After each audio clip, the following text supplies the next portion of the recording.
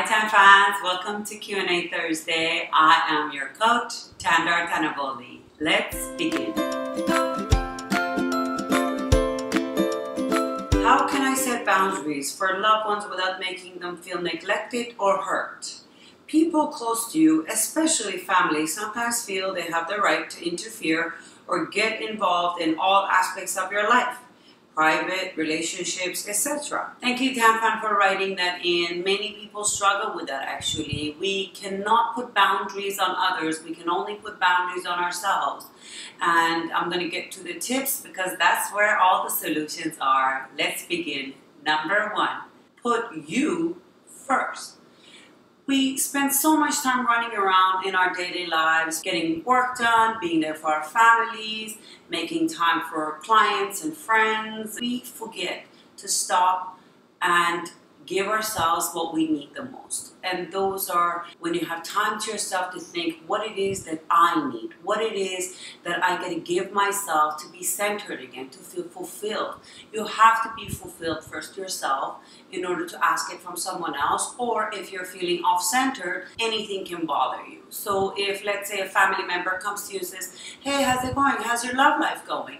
That could agitate you because you think, wow, they're getting into my privacy, they're getting into my private space. How am I going to tell them I don't want you to ask these questions? This is the part where you have to make sure every day, and that's every day, you put some time aside for yourself. Whether it's 5 minutes, 10 minutes, 15 minutes, 30 minutes, whatever it is. If you're exercising on your own, if you're doing some yoga, if you're doing meditations, if you're going for a bike ride, if you're going to a coffee shop and taking a book there with you and having that time to yourself and think, okay, I feel centered, I feel like I'm giving back to myself, that is a good start. That's where you begin getting back to you. Number two, define your borders. So it goes back to you again.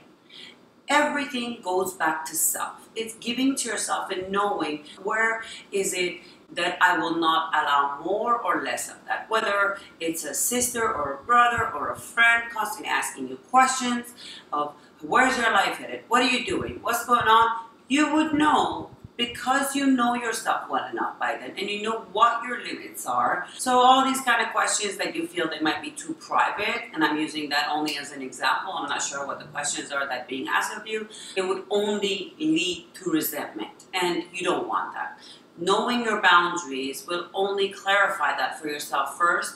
You have to write a list out. Where is it that I get uncomfortable? Why am I bothered by these questions? I know where my life is. I know where I'm going. If you're comfortable in your own skin, which goes back to tip number one again, so you know yourself very well, then these questions won't bother you anymore because you know where you're headed. You're happy with your own life. And you would understand the only reason they're asking these questions because they're your loved ones is because they're concerned and they want the best for you. You probably get uncomfortable with these questions because you might not know the answer to them yourself. That might be something that's on your mind and you're scared of and you're not sure what's going to happen in the future for you. And you really want the same thing, but people constantly asking you that, it doesn't help much. This room just got brighter. Make sure you know the answers to these questions they're asking you and make sure you're comfortable with your answer. Dig into that because that's where your answer is. That's where you find where your boundaries are. That's where you know where your own limits are and where your comfort zone lies. So asking you these questions might not be such a bad thing after all because they're leading you to the right answers that would help you define that even more for yourself. I know you're going to hate me right now, but it's not such a bad thing that they're asking you these questions and making you uncomfortable.